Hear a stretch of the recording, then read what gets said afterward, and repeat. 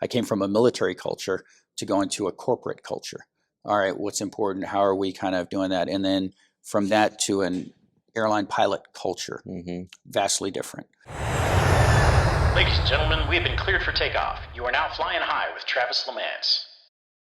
What's happening, Flying High friends? Welcome back to another episode. We are rolling on to part 2 with Mr. Alex Cole.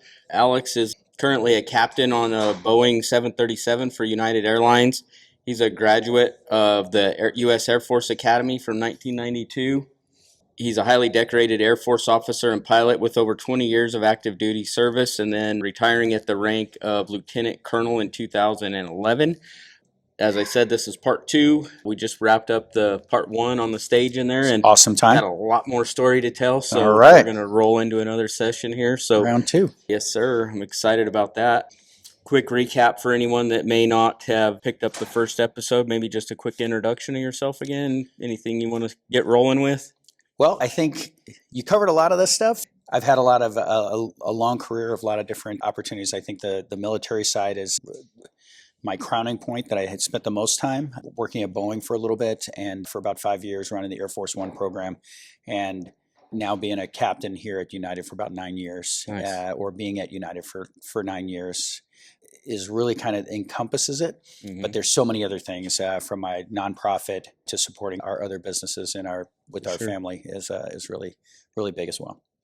One cliffhanger we left off on in there when we were catching up and visiting a little bit last night, you were telling me about flying into Kabul, I believe it was. And kind of the flying down between the mountains. Can you elaborate on that story some more? Yeah, 100%. Yeah, so Kabul was always kind of an interesting one.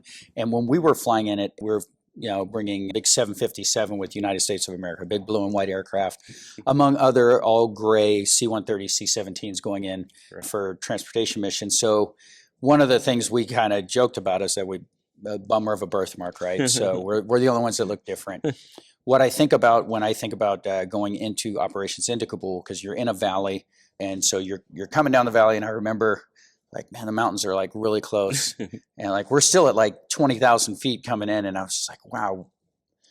As you come in, and we typically would try to go at night, and I'm going in to land there, and we wouldn't stay. Right. So the first time we went, it was just everybody was kind of on edge. We had all the, everything kind of blacked out to just kind of lower our signature, just visibility wise. Come down the valley, and then you come in for the landing. But what was interesting is just the mountains were so close, and you're thinking about, wow, people, if they want to shoot us, we're in prime position. Right. And then once you land, you're like, all right, we're good. No problem there. We should be good to go. And then now we have to take off. And the crazy thing with that is that you take off and you had to spiral out because you had to get to altitude to get over the mountains. Right. And one of the things we would joke is well, it's a morbid joke, but well, if they miss us on the first one, they'll get us on the second one. But 75 is an amazing, capable aircraft, and a lot of thrust. And so we at least knew on that fact. We didn't fill it with a lot of fuel so that we could just get in and shoot out and get out of there. But big shout out to the military members that were there a lot longer than I was, staying in position and doing stuff like that. But it was just really powerful for us to bring in our nation's leaders into that space. So yeah, it was got to be a high stress environment for those guys to be in there for months on end. And nonstop. Yeah. And then Bagram was taking a little bit more of the hits, from pot shots from the opposing forces. So even though it was relatively safe, you're still going into an area that your potential is a lot higher than normal. So unless you're in downtown Atlanta or who knows? Yeah. If you're out late at night, you're going around that's when you money in your pocket hanging out. Exactly. We had to skim over a lot in the first set due to time constraints. So this one may feel a little lumpy to anyone that didn't go watch the other part first, but I want to go a little deeper into from when you decided that you wanted to be in the Air Force and go to the academy and be a pilot. I've heard a lot of people talk about how hard it is to get into the Air Force Academy and actually go through and become an Air Force pilot. Was there anything particular you would recommend to people, or how you would go about doing that if someone watching this wanted to follow a similar path to you on that? Well, I think if you want to be a military pilot or fly in the military, there are a number of avenues. The Air Force Academy is one avenue.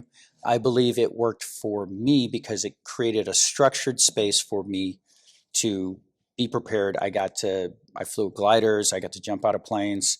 I have done the Cessna, at the time it was a 182 that we would fly. Mm-hmm. I feel like if that is your main goal, the Air Force Academy is a very direct route to get there. Not that you couldn't go ROTC Mm-hmm. through an Air Force ROTC program, through various universities, colleges, and universities throughout the United States that you can join through that path. I would say that the Air Force Academy provided me the structure and exposure to things that I probably would not have done going to a normal college and university. Right. As far as your access to it, I think if you are competitive for the Air Force Academy, you are competitive for a lot of colleges and universities. Right.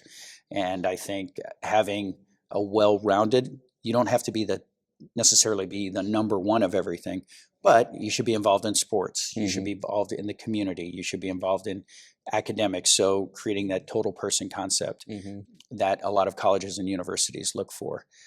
Again, the Air Force Academy is like it's an all expense paid university experience. I don't know if you'd be university experience, but it is an experience that I did, and it best prepared me to be able to handle the challenges that I think I faced later on in the military and all of the different things that I did there. So, in order to be a pilot in the Air Force, do you have to go to a college that specifically is preparing you for that, or do you just need to go get a degree and then you can go into the Air Force after you get another degree? Or does it start from the time you leave high school, or can you go to college and then decide to do that? There are, and I think it changes throughout the years depending on the needs of the Department of Defense, but I think typically you would want to go through an Air Force ROTC program. There's Air Force ROTC, there's something also Officer Training School, OTS, where you can get your degree and then you can come into the military. What the Air Force tries to do is if you want to be a pilot, whether it's a drone pilot, an actual, Real pilot? I don't want to say real pilot, a pilot. So there's a number of different pathways you can do, but your best chance, if that is yours, if that is your goal, I would recommend either going ROTC or Air Force Academy, and then they have a limited number of slots in each pathway that you are competitive for. So you compete, you're like, hey, of the 30 people here, I want to do this, and somebody else may want to do finance. Your degree, I think it would help if you're an engineering degree, but you don't have to have an engineering degree. I have a number of friends that I flew with in the military and in the civilian world that have English degrees or, whatever. You just need to have a degree. And to be a military pilot, you have to have a college degree to be an officer in the military. Once you're an officer in the military, then you can apply for pilot training. Gotcha. And then it is just an application process. They change it where they have some tests that you have to pass. But when I went through, it was if you wanted it and you were going to the Air Force Academy, you can obtain a slot. And if you competed for the slot and you got the slot, then you would go to pilot training. Pilot training of in itself has morphed since I've been there. When I was there, it was a 13-month program, 2 aircraft. I flew a T-37 and a T-1, and then I went on to my major weapons system. But now they are changing it where it's 6 months, and so you'll be flying a T-6, which is a turboprop aircraft, very high performance, and then you would follow on to either the T-1 or the T-7 Red Tail is the new one that Boeing is making. Gotcha. And you would go to that, and then you would go to your follow-on assignment. But they're changing it. It has always evolved over the years, depending on the needs of the Air Force. To your point, they want you to have your private pilot's license before you're going in, because they want to be able to show that this is what you want to do and that you'll be able to pass further on. So they're going through, and it makes you more competitive if you have your privates. The further along you are with your training, if you have your instrument or if you're an instructor, it helps you be more competitive for those positions. So I think there's a lot of belief out there that you either have to be like the valedictorian in your class, or you have to have lots and lots of money to pay for all these schools. Is there any middle ground? Like if you're above average but not the very best student and your family doesn't have a huge amount of money, is there scholarships? Is there programs? Like, is there any kind of middle ground between those two extremes on how to navigate through this that you're aware of? I think so. As far as middle ground, first point, you do not have to be you know, graduate number one in your class. Mhm. That is not a requirement. And I think just being able to learn and like school and don't let school define who you are. Mhm. Like high school define who you are Right. as far as where you rack and stack in there. Life is about where you kind of fit in. But I think when you're looking at competing and setting yourself up, if you're going to go to the military, the ROTC scholarship covers your college tuition, so that Okay. helps offset it. But paying for getting your private pilot's license, that's where the limitation happens, because Right. if you're financially limited on there are scholarships. My organization, Legacy Mhm. Flight Academy, we offer yearly scholarships for young students that have their private pilots that are looking to kind of step it up and get to their instrument and help pay Mhm. for it, because it is cost prohibitive. Mhm. For us, there are other programs, other organizations that individuals can apply for. What we try to do at Legacy Flight Academy is if you're part of our program and you attend one, we give you access. And all of our Legacy Flight Academy scholarship winners are entered into our mentorship program. Mm. And so we have people that are like me, that I went through the Air Force Academy and went to pilot training. There's another gentleman, Aaron Jones, he did the same thing. He flew F-15s. And we have others that went, and then we have another guy who flew F-16s, Kenyatta Ruffin, and then Kenny Thomas, who is our president. He did it more non-traditional. So he was actually a navigator in the Air Force, but he knew he wanted to be a pilot. And so he went on his own. He went into the Air Force, got his ratings, his commercial ratings through the civilian route, but you have to have funds. And so he used a lot of his own money to do that, to get to that. And now he's a captain at American Airlines. Mm. I think the journey is about your motivation and how much you want to kind of dedicate to it. You can do grants and loans, but we try to help individuals find that pathway to offset some of the cost, because it Gotcha. is, and explain the process and understand what you're getting into. Yeah. Was there a any particular mission that sticks out in your mind that when it happened, it changed your life or changed your thoughts on leadership? I think the best example for me was when I came to the airlines and when I was a captain. One of my first flights as a captain, or in the first few months that I was a captain, because I'd been a captain before, Mhm. and been in charge and run and been in charge of operations. But what I realized in the military, I was very goal, like, we have to do this. Like, Right. we're getting directions to do this. I have to do this. In the airlines, it is not life or death if we don't go. Right. And a big time for me was, I was a late trip. We got delayed. There's a lot of delays, and it was late at night. And we were supposed to do this trip, and the plane was late. And now it's like 2 o'clock in the morning. And I told my first officer, I said, "Hey, how are you feeling?" And he goes, "I'm going to go. I'll do whatever you say, boss."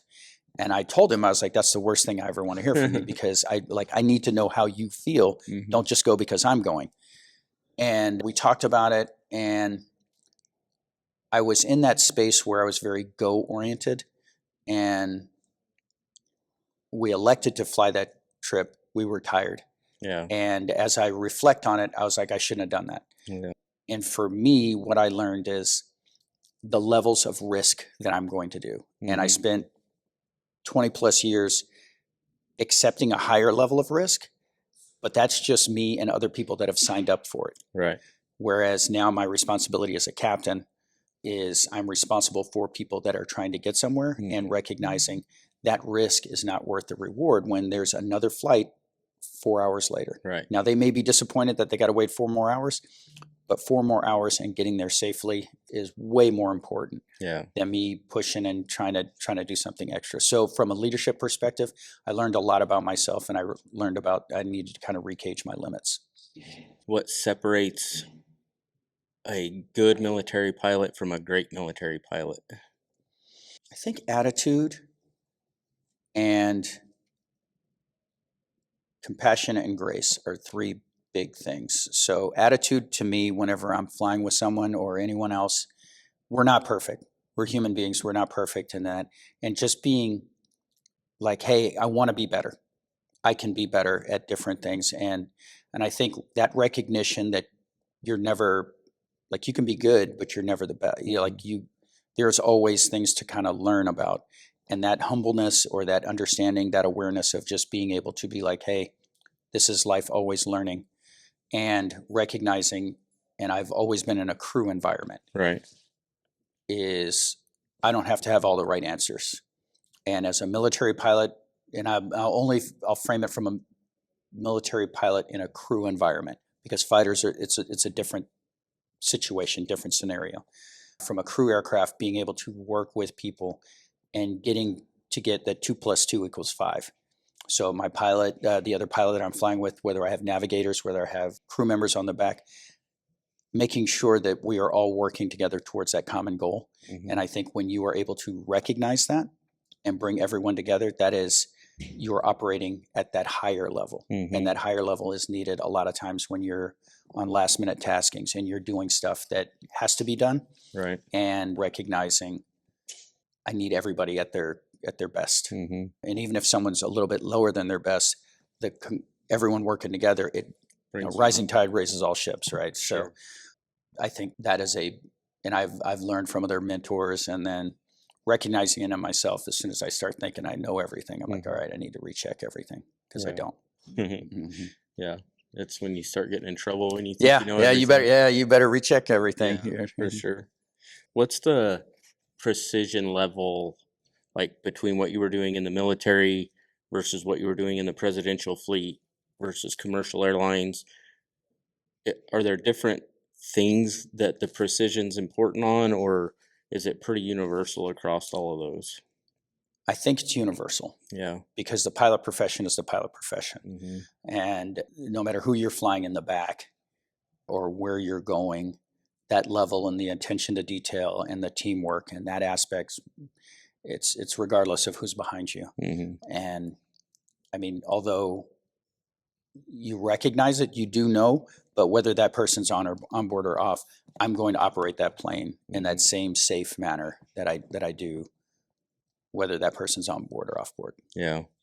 I would imagine that outside of the precision of the actual flying of the aircraft, though, keeping a schedule for what you're doing with the presidential fleet versus we got a 10-minute delay at the commercial airline, maybe a little more acceptable. Oh, yeah. No? Well, the delay's there. You always know you're going to be number one anyways. It's like, all right, well, we're delayed, but we're going to be the first one out. I think in the civilian world on commercial aviation, you have a delay. You're like, all right, well, we're going to go when somebody lets us go. And and I think the key thing there is, from a captain perspective, is recognizing how long are we going to accept this delay, and that are we safe to fly, and working with everyone to make sure everyone's at a safe position and not fatigued or anything like that, that we can operate the plane safely and efficiently and effectively. And are we making sure Billy Bob doesn't go light up the vape in the bathroom? Yeah, that's another one. Oh my gosh, yeah. See if he can we were talking on that one. Bit. Yeah, that I can't believe that. Yeah, somebody. That's funny. It's amazing what passengers will do. Yeah, a lot of different crazy stories. You're like, why would you do that? Like, I bet some of the passenger shenanigans top most of these stories. Real talk. That is most of my energy happens like when because operating the plane, we practice it. We practice all the emergencies. We do all that stuff. I am comfortable with that because that has, hey, something happened. Get the checklist, And one thing I do talk to the other pilots I fly with, I was like, nothing in this plane is immediate. All right. So, and I admit that sometimes I will, and I tell the first officers I fly with, and I'm like, hey, I have a tendency to maybe go fast because I think I know what I'm doing. Mm-hmm. All I want you to do is say, slow down. Yeah. If you see me going fast, tell me to slow down, and I will understand it. And we're like, okay, cool. Because nothing happens fast, and you go slow to go fast. Yeah. The human aspect of it, after the door, there's nothing scripted with that. Right. And so you're just like, okay, what are we doing here? Yeah. And then dealing with passengers, dealing with flight attendants, dealing with... Which one's more challenging? Passenger or flight attendant? I would say... So we don't deal directly with the passengers. Yeah. That's more the flight attendants. I think everyone brings their own set of, I have 4 flight attendants that come, 3 or 4, depending on the size of the plane. On our 700s, we have 3 flight attendants. On the 800s, 900s, and the Maxes, we have 4 flight attendants. Right. But everyone's kind of coming from a different space to show up to do this. And so just like I fly with a different first officer every trip, every leg I have different flight attendants. So every leg I have to figure out, okay, who are you and how are we going to work together? And one of the things I like to do is make sure that I have the flight attendants, that I know who the lead flight attendant is, and that we've kind of made that, okay, in the highly unlikely event that something happens, I need you to know who this voice is, and that we can work together. I usually try to, if we have time, get the whole crew together, because I want them to see me. I want them to know who I am. So when they hear my voice, we can coordinate. Because on that issue with the person vaping in the back, that was where I took time at the end of the trip. I'm like, hey, let's all just kind of get together, because it was a lot for everyone, because the smoke detector is going off. And I just said, when something like that is happening, and I explain what I have to do so that they understand, so that we all kind of understand the roles and responsibilities. All right, that's going off. Is it a fire? Right. Because that's very important to me. Because if there's a fire in the back, an uncontrolled fire, I need to know that, because there's a lot of things I have to do. Whereas if it's just somebody smoking in the back, and do we have to go back to the gate and kick them off? Are we going to kick them off? Stuff like that. When I got back to the room last night after we had talked and all that, I turned on X to update the news and all that. And the first thing that popped up was apparently at Denver, DIA, there was an airplane that had to do an emergency landing in there for a real fire, not a fake fire. And they had all the slides out and had everyone bailing off the airplane. Biggest thing that is telling people not to take their bags, and everybody always takes their bags. They're like, oh, I need to grab my stuff. Can't leave my bag. I'm like, hey, that's the toughest part. We'll brief the ERS operations, like if we have to evacuate the aircraft. And I tell the first officer, I said, I'm going to be the last one off, but you'll check the front, and then good luck getting everybody together. Right. Trying to herd all the cats of everyone. I was like, and then I'll come out as a hero, as the ship's sinking, but just saluting there, like, how's everybody doing? Captain with the ship. Yes. But it is interesting, and we're seeing it a lot. And I mean, even the unfortunate incident that we had at LaGuardia, where captain was not able to give the evacuation, and passengers are just like, what do we do? And they went over the overwing.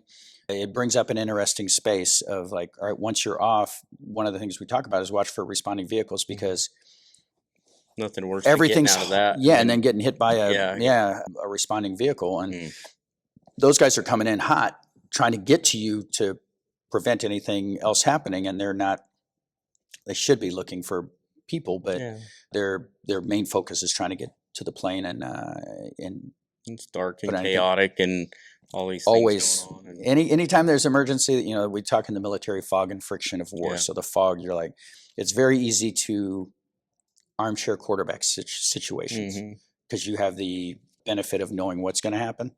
But when you don't, and when you're in it, and I take it from the various emergencies, near misses. I had a battery fire one time, and this was when I was flying the RC-135. And the battery for us is like, you have 2 pilots, you have the navigator here, and the batteries is 2 lithium-ion batteries sitting in there. And we were doing practice approaches, and the navigator's like, hey, something's smoking. And so there's bleed air smoke, and there's acrid fire smoke. And when those things start heating up, you can't put them out. They're going to burn. And so declared emergency, we landed, and we talked about, hey, how are we going to get out of the aircraft? And we got out. Thankfully, the fire department got there and everything. But like when that happens, you're just like, oh my gosh, is this really happening to me? And so you're going through that whole thought process. You're like, man, we got to get out of here. How are we going to land in time? Is that going to blow up? And there are 2, and one's going to set the other one off. And you're like, oh my gosh. And as I said, once you start kind of getting back to your training, you're like, okay, first fly the aircraft, aviate, navigate, communicate. So, all right, we got to get this bad boy on the ground and get people in there. But you think about those different things and harken back to your training, reviewing stuff, and just being on the same page. For me, flying commercially, I don't really get nervous about any of it. I do it for a long time. I know the back end. I know why it's safe and what works. What makes me nervous out of it, all of it, is all these people lugging these stupid big old standby battery packs around with them and waiting for one of those things to blow up, because you have all 100% these batteries, lithium, low quality backup battery things, and like one of those lights off, like you ain't can't put it putting it out. out. So Yeah. hopefully they have a burn bag that you can We stuff do it have in one and- up front and Yeah. on the flight deck. The flight attendants have one as well, but if it's in the overhead, right? And so those are big things. And like now, the other big thing is vaping, Mhm. and like people bring in those, and those have batteries in it. Mhm. And if those overheat, and you have it in your, like once that fire starts, you have the confusion of what's happening and how are you going to manage that. So I think overall, I mean, air safety, I will talk for the U.S. aviation safety region. A lot of pilots, a lot of different airlines, but everyone is trained to a standard, right?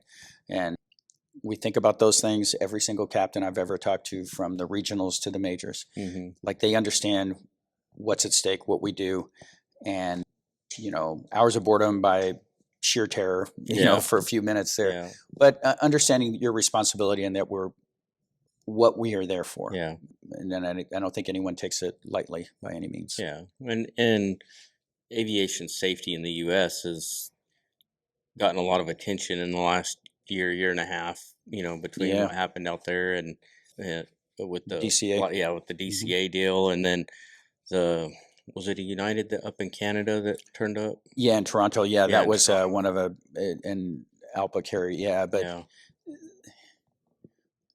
what I try to highlight to everyone is, even with obviously those unfortunate happen, there are tens of thousands of flights happening every single day. That's what I try to tell everyone is it gets highlighted. It's highlighted, and so now it's a big thing. So it gets turned into this big story. It's like, well, imagine what would happen if they advertised every car crash the way they advertise. The news would be all we would see. You would never hear anything else. Yeah. So they get a lot of attention, and we need to keep focusing on it and always improving it. I think they're doing some really good things to improve the overall airspace and the air traffic control stuff, and I think they're taking it really serious and 100%. I think we're on a good trajectory to getting better. And as long as you recognize, you're like, hey, you have to, like, this comes at a cost, right? So there's going to be, like, if you want it to be as safe as possible, it's going to cost money. And updating systems and air traffic control systems that are being updated through federal grants or federal funding is super important to keep the general public as safe as possible. Hey guys, we'll get back to the video in a sec, but first, quick question for you business owners and high achievers watching. When you're traveling around the country for deals, scaling teams, or managing stress, are you actually flying with a team that makes your life easier? Or are you dealing with scheduling headaches, surprise maintenance bills, and too many moving parts behind the scenes? Well, that's why today's sponsor, Haven Aviation Services Group, exists. Think of them as the safe haven of the sky. Haven is a vertically integrated aviation company, meaning they handle everything under one roof. From your private jet charters, aircraft management, brokerage, maintenance, avionics, and premium grade services at their FBO. For aircraft owners especially, this is the absolute real best value. Instead of juggling pilots, insurance, scheduling, maintenance, hangars, legal docs, Haven manages it all in one place. No guessing, no surprises, and no wondering why something suddenly costs six figures. Their entire focus is transparency, safety, and long-term planning. So you actually trust the people managing your aircraft and don't have to stress about it at all. So if you want an aviation partner that operates with the same discipline and results-driven mindset we talk about on the show, hit the link in the description to connect with Haven Aviation Services Group. Big thanks to Haven ASG for sponsoring today's video, and now let's get back to the show.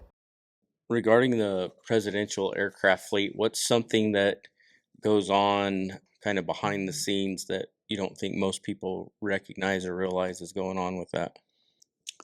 I think not realizing that you only have 2 planes or 4 planes. And like the airlines, like my airline, United Airlines, we got thousands of planes, right? Hundreds of planes. And when you have that small number of planes,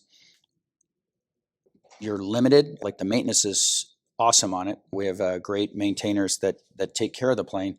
But that whole system, that whole ecosystem of Air Force officers and enlisted that manage that fleet, are responsible for everything about it. Where you would have, a normal corporate company that is a corporation that's running all of that, you'll have a group of maybe 400 people responsible for that, and that is the care and taking care of the world's most powerful nation's Right. leader. Mhm. And so that is looming over you all the time. What I don't think people recognize is the extra efforts and work that gets put in to make it look seamless. Right. And it is not an easy operation. It has never been an easy operation. Really, really hard to make it look easy, huh? Yeah. We talk about, like, how you see a duck, right? Duck swimming, just nice and smooth on the top and his legs going crazy underneath. But yeah, that whole operation to run as smooth and be as seamless as it does not happen overnight. That is a lot of very great professionals, colleagues of mine, that do a lot to make it as seamless as possible and allow our nation's leaders to get around the world and do their jobs the best they can. So you had a very long military career and then into the commercial aviation world. So you're operating at a very elite edge of things for a very long time. What kind of mental frameworks, mental tools do you have that you could talk about that's allowed you to operate at that level for that long? And I started this in 2016 when I first started flying, is that I would always take time to be in gratitude and share love and compassion towards the people that I'm around and that I'm interacting with.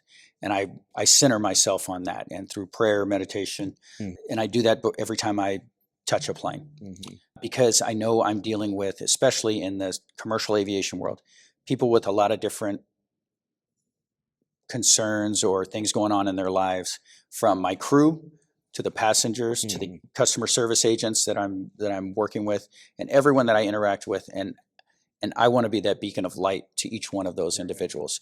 So I try to center myself in that space, that I'm ready, and then when things happen, as they inevitably do, I don't fully lose it. And so I'm like, what the hell? And so there'll be times where I'm like, man, you have got to be kidding me. Yeah. Like, this is just like another thing. Are you out of your mind? But being able to be grounded in a sense that you're like, all right, I'm thankful for I'm here. I am blessed and understand my capabilities and what I can do, and I want to be able to work with and as a team to be able to get this done. Yeah. And I feel like that has helped me immeasurably, especially in this role as captain, when I'm dealing with somebody that's just like, hey, how you doing, man? What's your background? Where'd you come from? Yeah. Got kids? All the normal questions that you end up running, just trying to figure out that person. And you really only have like 5 minutes before, okay, well, good? You got your stuff done? All right, pre-flight checklist. Yeah, there we go. We'll go through it. And it is designed, though, the whole system is designed that I have the things I have to do, you have the things you have to do. And as long as you are honest and competent in everything that you're doing, that's how I operate, and that you're doing that. And I operate that as well. And then there's back and forth checks. Like, all right, does this look right? Okay, yeah, like this looks right. Should we fly into this thunderstorm? Maybe not. Maybe we turn. It's just flying right through that. Yeah, we'll most power colorful through it. spot. Oh, yeah, there right it goes. That's why it's green. Or red. That's why it's red. Red is good, right? Yeah. No, it's Well, not. let's just go right, aim for that target. Yeah, no, that's and I use that to prepare myself mentally, and it has paid itself in dividends to be able to kind of be that, because we all have life stuff that's happening, personal, Life don't from home. stop. Yeah, it doesn't stop, and just being able to kind of like, all right, this is starting. Right. And what I will say real quick is, what I do like about the airlines and the aviation community is that it has a beginning, a middle, and an end. And like, if I'm doing a one-day trip, I know it's going to start.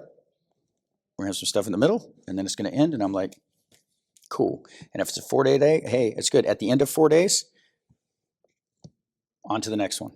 And so I like that it's probably part of my own mentality on how I like things structured. Yeah. But I was like, all right, boom, that's good. I can put that box over here. Yeah. Don't worry about that anymore. On to the next one. Yeah.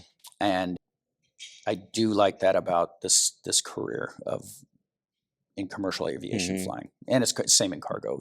They kind of do the same thing. So Right. So being able to kind of compartmentalize and segment those pieces is easy to keep it clean. yeah, and then when you're done, It's done. you're done. Yeah. Yeah, I might have to write a little bit of paperwork or something.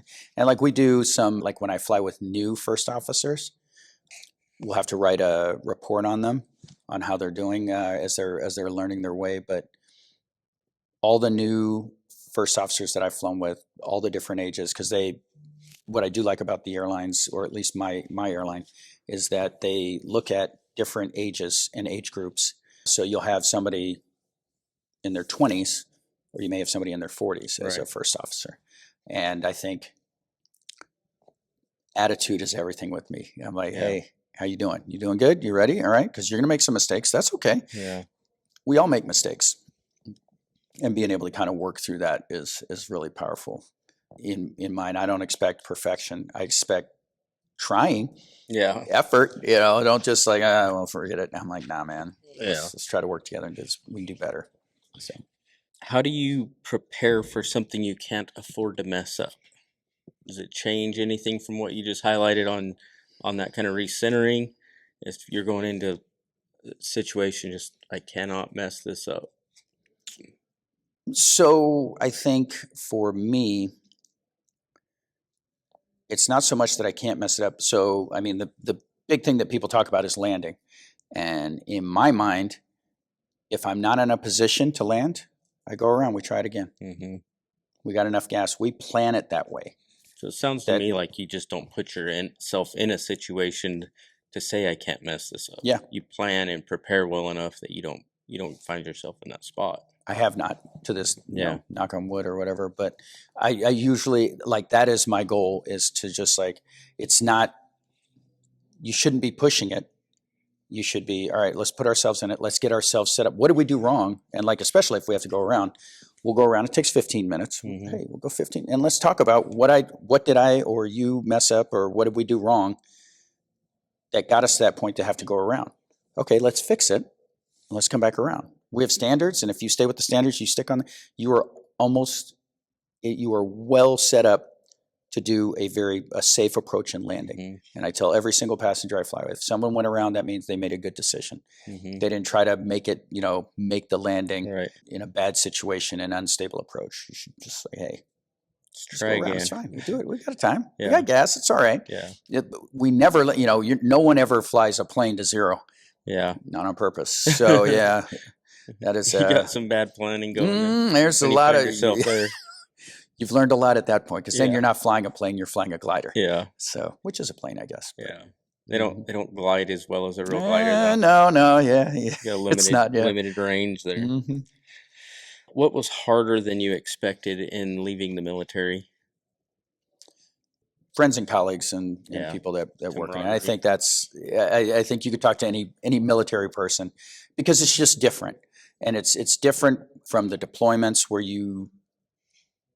in everyday, most jobs, you're just like, hey, I'm with you for 9 to 5, then I'm going to go home to my family. Or even if you go on a trip with them, it's only for a certain amount of time. When you go on a deployment for 90 days, a month, a year, you're with people nonstop, and you learn about them, and you develop a camaraderie of like, hey, shared experiences. Like, hey, man, this is horrible.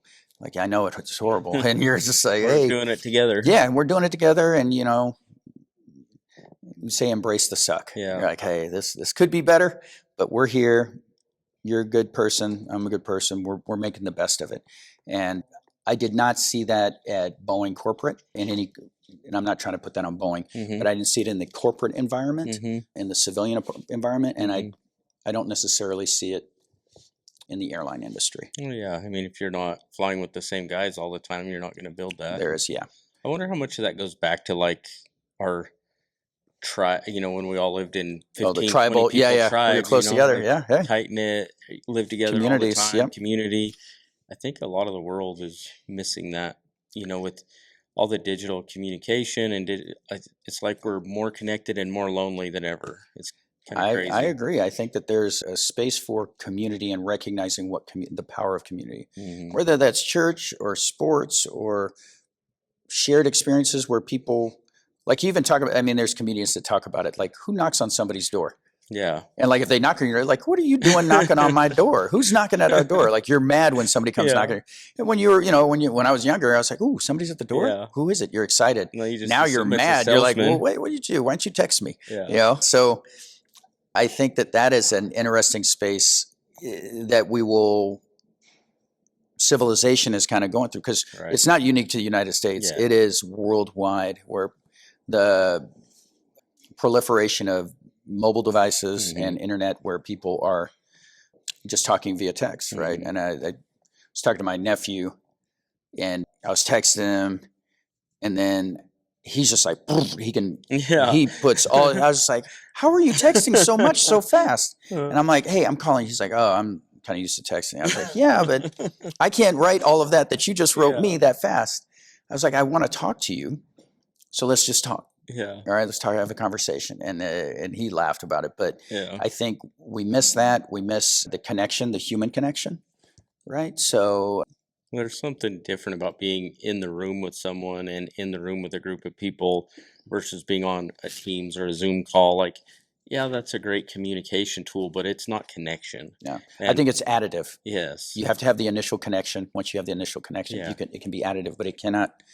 It is hard to create and develop relationships through. I don't believe that you can do that through Zoom or Teams or any kind of shared online stuff. To me, there's an energy transfer when you're in the room with somebody that you can feel that gets lost in those. Like We're those designed, help because you can see their facial expressions but you don't get the energy exchange whenever you're not in the same room with them, and then that's compounded when you have 10 or 15 people that are in intense situations for months at a time together. It's a bond. Yeah. So where you rely on them, right? And so we do something, we're shared in that shared experience. Like, hey, I got to count on you.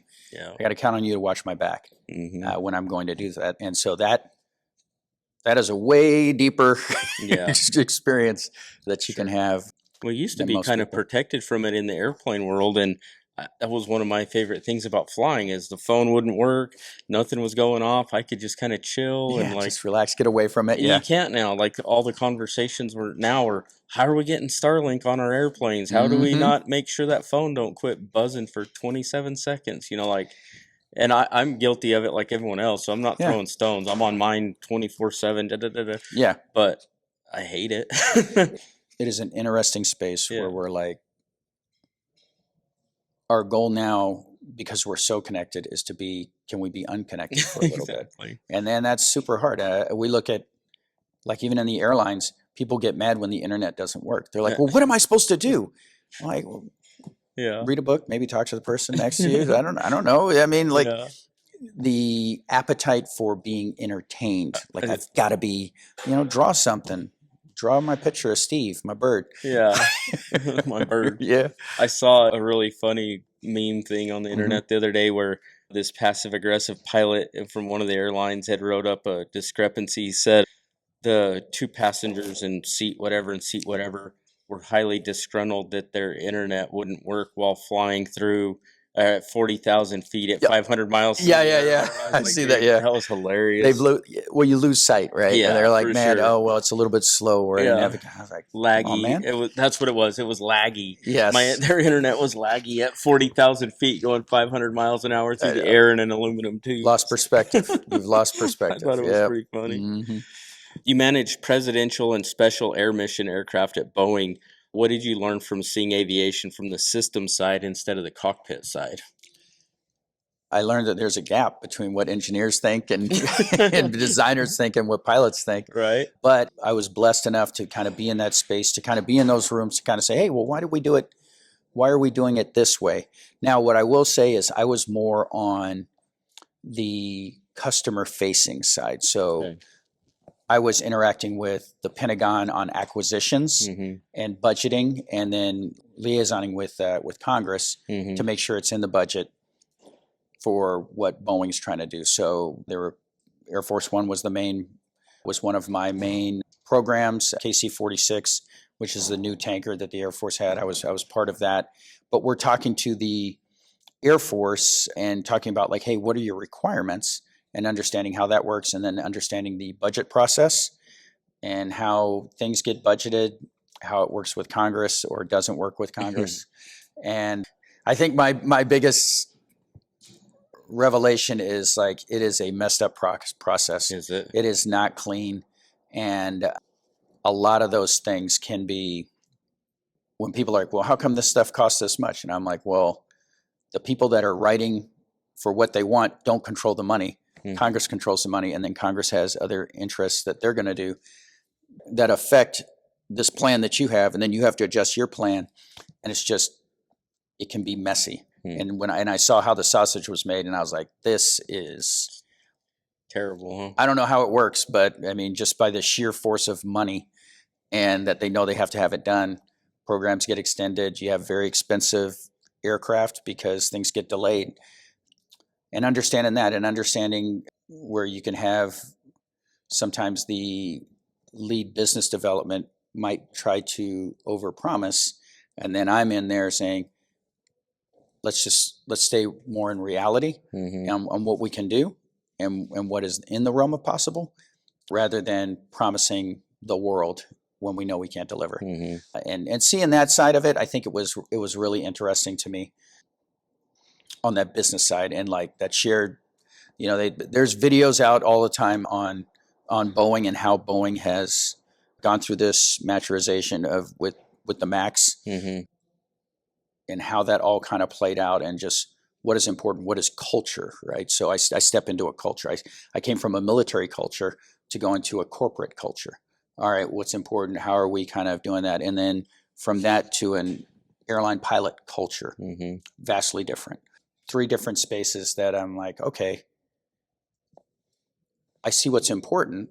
Okay, I see where you're kind of going with this.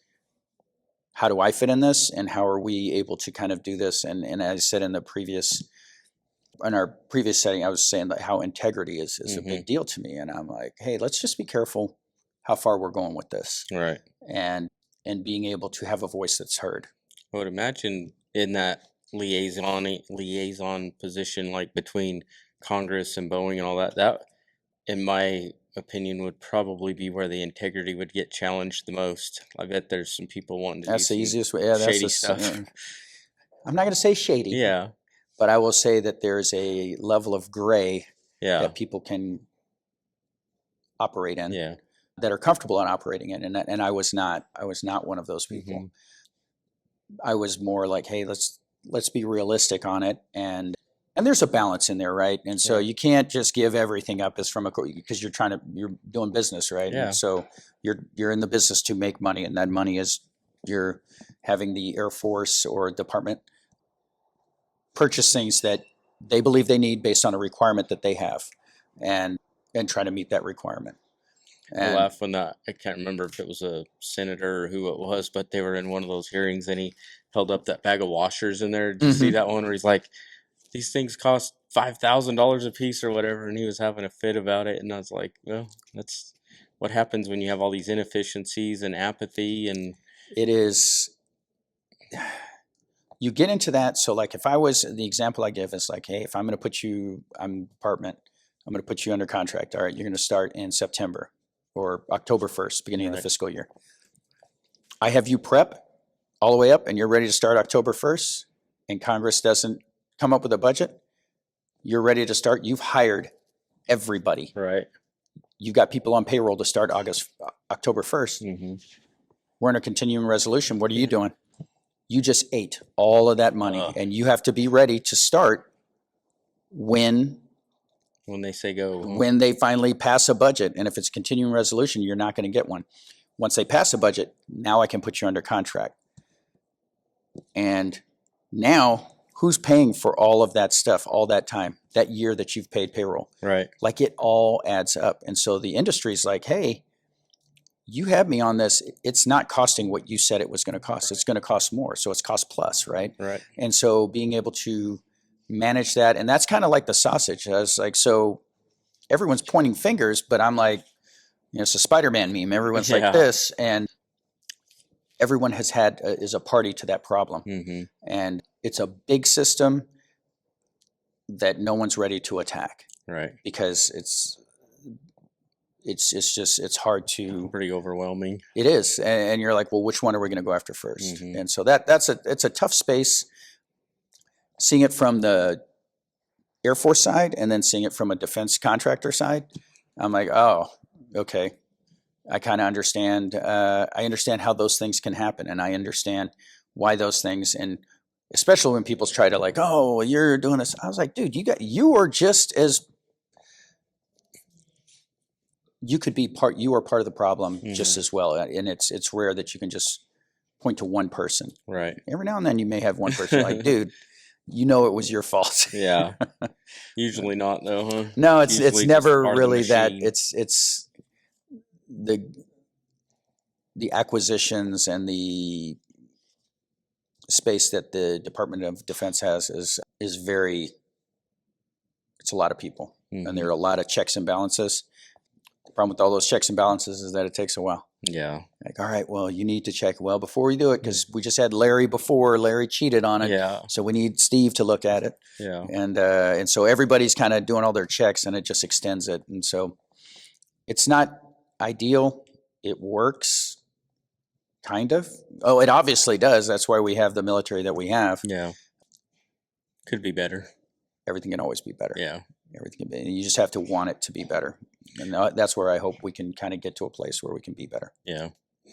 Well, you seem like you're still very passionate about flying, and we talk about flying at United. And what keeps you passionate about flying that 737 after all these years? You know, so I was just talking with someone. They're 787, and they're like, "You need to come to that."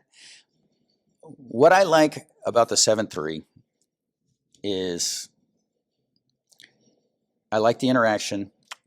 I like that it's stateside, so I can kind of like, I'm not too many time zones away, and I'm going away from the plane, but I'm just kind of talking about, hey, I can bid trips where I have family. Yeah. Where I can like, hey, they're paying me to go see my parents. They're paying me to go see my uncles or aunts and my nieces, nephews, old friends. I'm like, oh man, this is kind of cool. Yeah. I like it. There are people that talk bad about the 737. I enjoy it. Yeah. I'm like, all right, I kind of know what it's going to do. I'm watching it. I'm like, all right, I see what you're doing. No, we're not going to do this. And so there's an expectation. And as with any plane that you fly, you can, like, all right, it's doing this. Okay, I figured it was going to do that. And not just trust it that, oh, yeah, it's going to be fine. Go to sleep. You'll be good. Yeah. It'll probably land, maybe. So is it, for you, is it a passion? Is the passion the flying, or is the passion the industry? I think it's a combination. I do enjoy flying. I mean, by far, and I don't know if I love when it's rainy on the ground, and then when you clear the skies and it's blue skies, right when you break through it. It's a cool feeling. It is a beautiful feeling. I think every pilot loves that, where you just kind of, you're like, oh man, it's clear blue skies. It's beautiful. Cutting through, and you're just like, and you're going. And I do love that. The monotony of doing a transcon, a 6.5 hour flight from Boston to LA. Yeah. We going backwards? Why is the wind so? I was just like, goodness gracious, we're never going to get there. I enjoy that. I enjoy a challenge of a windy landing. Yeah. Crosswind controls, just kind of going in there. I like those challenges. But then as far as the industry and how it is, and I like that when I'm done, I'm done. And that I can go do the things I want to do when I want to do them. And to some extent when I want to do them. What do you think that the passengers completely take for granted about the airline pilots?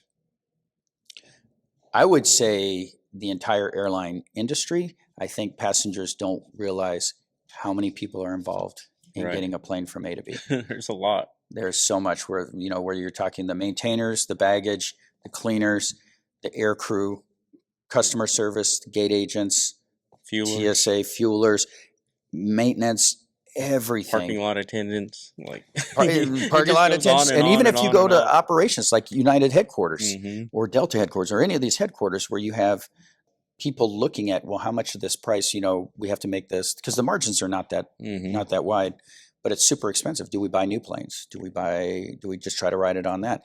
It is a huge space to get you from A to B for that whatever money that you just paid on your ticket. And they're like, well, you got to get me here. Well, you got to just get me here. And I'm like, there's a lot of things that are playing into this. And then even the air crew and recognizing that from an aircrew perspective, this isn't my only flight today, or it may not be my only flight today. Yeah. This may have been the third or fourth time that I'm flying today, and I didn't get anything to eat. I didn't have time. Or, you get a delayed flight that pushes you in where they're trying to give you an hour in between, and now all I have is 20 minutes to get to a gate that ironically is probably on the other side of the terminal. Inevitably, it is always that, and you got to go all the way to the other side and then get everything going. So. And then you got to come walking up to all the passengers glaring at you. Like you did something wrong. Especially when they're all sitting down. They're all sitting. Like, oh, we're waiting on you. I'm like, all right, well, when we're ready, we'll go. And I do remind the other pilots I fly with, I was like, we're not in a rush. Yeah. Because I would rather, tell things if we're 5-10 minutes late, 15 minutes late, it's fine. I guarantee you everyone wants us to do everything safe. Mm-hmm. And if 5 minutes, an additional 5, 10, 15 minutes takes that, it's okay. Yeah. It's going to be all right. You may not like it right then, but I did get you faster than if you drove. Yeah. Or walked. Sure. Yeah. Walked. Definitely a lot faster than if the alternative bad outcome happens. Mm-hmm. You're never going to get there. So let's do it. And that's where, I'm like, hey, we'll have time. Let's not push it. So. Anything else you want to cover? Any other topics we didn't dive into? I think and I am thankful to be here. I am thankful there's a number of different connections that you've allowed me to be in here. I think it's really good. I love that in this, and I'd not been in this space for general aviation before, but recognizing how many people are passionate about the same goals that I am with my nonprofit, with Legacy Flight Academy. And I've made a number of connections with individuals that are passionate about giving back, and recognizing that as an industry, as individuals, you can always give back. Yeah. And you give in your way, your best way. Sometimes it's financial. Sometimes it's like, hey, I'll give you my time or help you out. And we all have the same goal, to get people to love the things that we do. And that's when you can see other people joining into that, whether it's maintenance, whether it's pilot, whether it's aircraft owners, aircraft sales, stuff like that, to learn about those things. A lot of youth don't know about that, and I want to expose them to it. And there are a lot of people here that are just as passionate, and I love that I was able to make those connections for us to continue to do that and see how we can tie in and work together. Yeah, it's a passionate industry, and anytime we collectively as an industry hear about an avenue on where we can help spread the love into some other places and all that, I think our industry as a whole does a great job of getting behind it and doing what we can to try to continue those missions. And you get someone like you that picks up the torch and wants to be that champion. I think you're going to find an army behind you pretty quick. I love it. I love it. With it. So there's time I was just like, man, is anybody else helping me? But it has been. Thing on? Yeah. Hello. Yeah, it'd be great if somebody could help us. I'm just drowning a little over here. Just barely got a little straw. Stay above the water. What was that website? LegacyFlightAcademy.org. LegacyFlightAcademy.org. There's a donate button. There's a volunteer button. Correct. Any way that you guys can go out there and help and participate. It's going to be awesome. Certainly appreciate your time and effort in coming out and being on. And glad we got to go 2 rounds with you here and get the full story. I enjoyed it. Yeah. Not even a knockout. So that's good. Yeah. It's awesome. I love it. Well, thank you guys for tuning in. Make sure you go back and watch the first episode if you didn't. Like, subscribe, follow LegacyFlightAcademy.org. Flyin High with Travis LeMance on all the major platforms. And we'll catch you guys on the next one. All right. Thanks.